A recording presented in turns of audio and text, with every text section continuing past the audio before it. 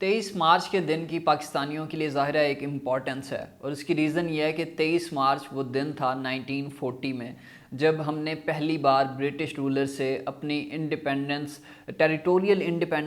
Territorial autonomy اور sovereignty کی demand ان کے سامنے رکھی تھی۔ اس ٹائم سب کانٹیننٹ میں دو جماعتیں تھیں اور جن کی آئیڈیالوجی بالکل ایک دوسرے سے ڈفر کرتی تھی۔ ایک طرف انڈین نیشنل کانگریس تھی جو یہ کہتی تھی کہ آلدو یہاں پہ ملٹا ایتھنک جو ہے اینٹیٹیز موجود ہیں، ڈفرینٹ کلچر کے لوگ جو ہیں موجود ہیں، لیکن پھر بھی ہم لوگ ایز اے سنگل جماعت ان ساری کمیونٹیز کو ریپرزینٹ کرتے ہیں۔ یہ انڈین نیشنل کانگریس کی آئیڈیالوجی تھی، اور وہ اس فیور میں بالکل بھی نہیں تھے کہ اس کو ڈیوائیڈ کیا جائے سب کنٹیننٹ کو، برِ صغیر کو۔ جبکہ دوسری طرف مسلم لیگ تھی جس کو قائد اعظم جو ہے لیڈ کر رہے تھے، اور قائد اعظم جو تھے انہوں نے ظاہر ہے ان کی جو فلاسفی تھی وہ تھوڑی سی ڈفرینٹ تھی۔ انڈین نیشنل کانگریس تھے وہ اس چیز کی فیور میں بالکل بھی نہیں تھے کہ جو سب کانٹیننٹ ہے وہ ایک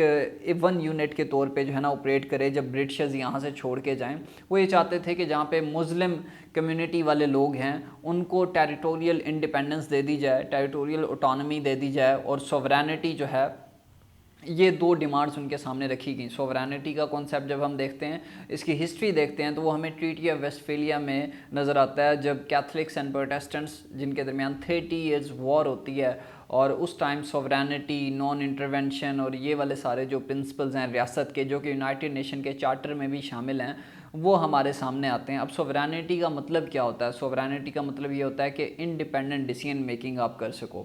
یعنی کہ state as a sovereign unit behave کرے گی، اور اسٹیٹ جو ہے ان این انڈیپینڈنٹ مینر ہر طرح کے ڈیسیژن لے گی، چاہے وہ اس کے فارن پالیسی سے ریلیٹڈ ڈیسیژنز ہوں، یا پھر اس کی اکنامک پالیسی سے ریلیٹڈ ڈیسیژنز ہوں، یا پھر اپنے ڈومیسٹک مینر میں انہوں نے کسی طرح کی کوئی پالیسی بنانی ہے تو اس میں وہ ایک انڈیپینڈنٹ وے میں اپنے سارے ڈیسیژنز کو پرسو کریں گے، اپنے سارے فیصلوں کو پرسو کریں گے۔ اب یہ دیکھ لیتے ہیں کہ 84 ایئرز تقریباً ہو چکے ہیں 23 مارچ 1940 سے اب تک 2024 تک اگر ہم دیکھیں تو ان 84 ایئرز میں کیا ہم حقیقی طور پہ آٹونمس ہیں اپنی ڈیسیژن میکنگ میں، اپنی فارن پالیسی ڈیسیژنز میں؟ کانگریشنل ہیئرنگ ہوتی ہے آج سے 3 دن پہلے، جس میں ڈونلڈ لو صاحب جو ہے اپیئر ہوتے ہیں، اور اس میں انہوں نے کافی ساری جو باتیں کی وہ آپ کو سوشل میڈیا پہ سرکولیٹ ہوتی ہوئی دکھائی دیں۔ ظاہرہ انہوں نے کہا کہ جو عمران خان صاحب نے ایک نیریٹو دیا تھا سازش والا اور امریکہ کی انوالومنٹ والا، کہ اس امریکہ انوالو تھا اور اس وجہ سے رجیم چینج ہوا، اور امریکہ نے جو گورنمنٹ ہے عمران خان صاحب کی اس کو ہٹایا، کیونکہ رشیا یوکرین وار جب چل رہی تھی تو وہاں پہ عمران خان صاحب نے اس کا وزٹ کیا تھا۔ یہ جو سارے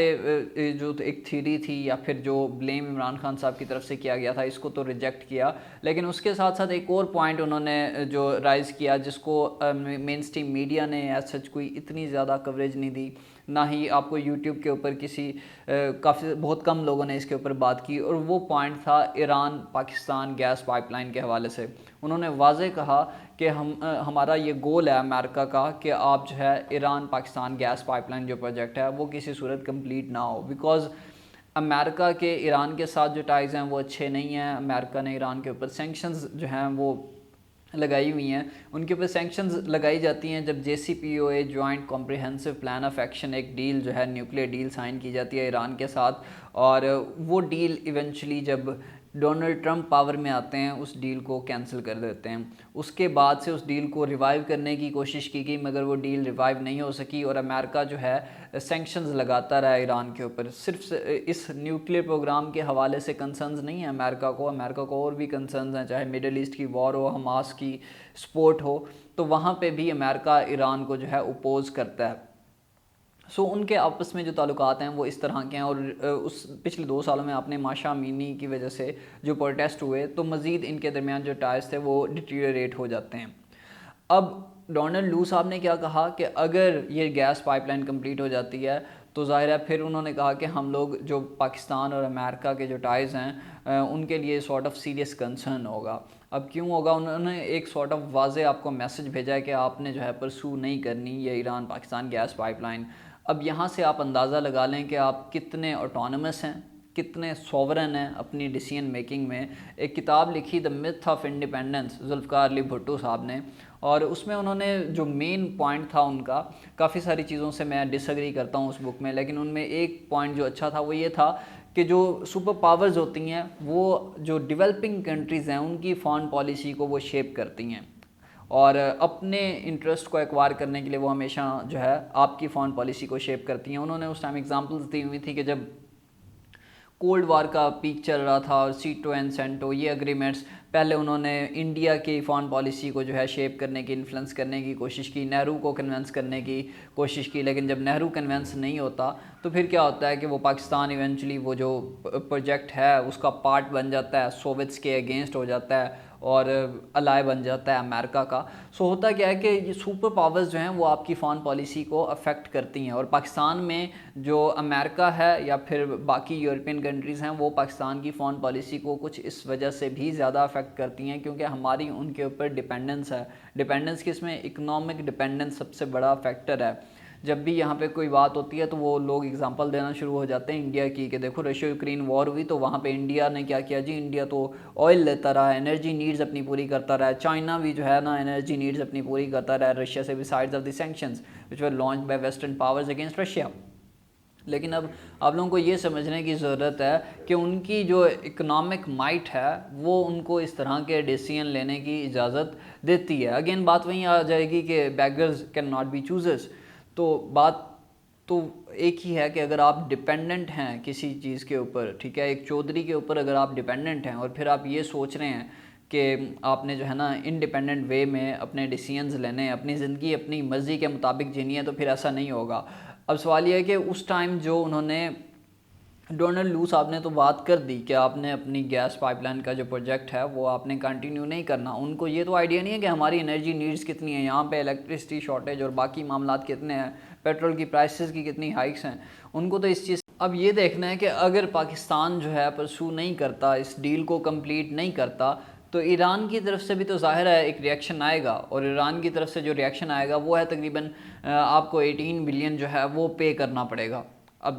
آپ نے 18 بلین کیسے پے کرنا ہے؟ پہلے آپ کی جو ڈیٹ اوبلیگیشنز ہیں صرف اس سال کی وہ تقریباً 24 بلین US ڈالر ہیں، وہ آپ نے پے کرنی ہے، اور اس کے لیے آپ IMF کے ساتھ ڈیل جو ہے ری نیگوشیٹ کر رہے ہو۔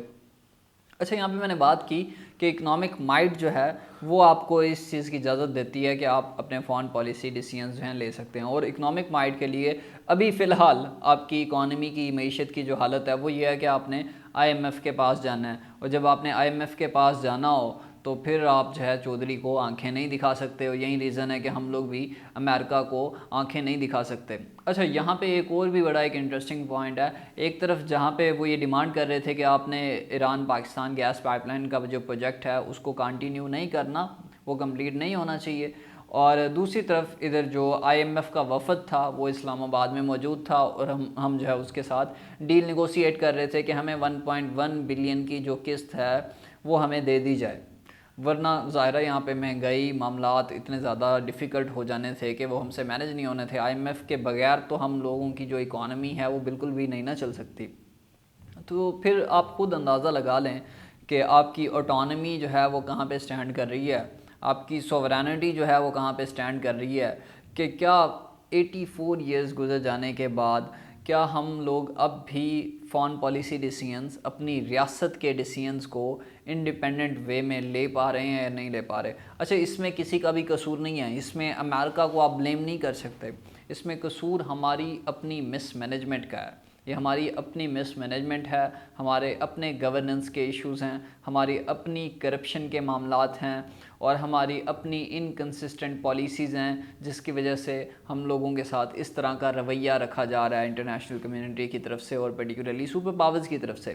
اب دیکھیں نا کہ اب انڈیا ہے، اگر انڈیا انڈیپینڈنٹ وے میں سارے کام کر رہا ہے تو اس کے پیچھے ایک مین ریزن اس کی اکنامک مائٹ ہے۔ جب آپ اکنامکلی پاورفل ہوتے ہو تو ایونچولی وہ انٹرنیشنل ریلیشنز کی ایک تھیوری ہے کہ آپ کی جو فارن پالیسی ڈیسیژنز ہیں یا پھر آپ کی جو فارن پالیسی ہے وہ مزید assertive ہو جاتی ہے جب آپ جو ہے انڈیپینڈنٹ ہوتے ہو یا پھر آپ کی اکانومی جو ہے وہ اسٹرانگ ہوتی ہے۔ تو ناظرین، یہ تھی ہماری آج کی ویڈیو، آپ سے ملاقات ہوگی اگلی ویڈیو میں، تب تک کے لیے اللہ حامی و ناصر۔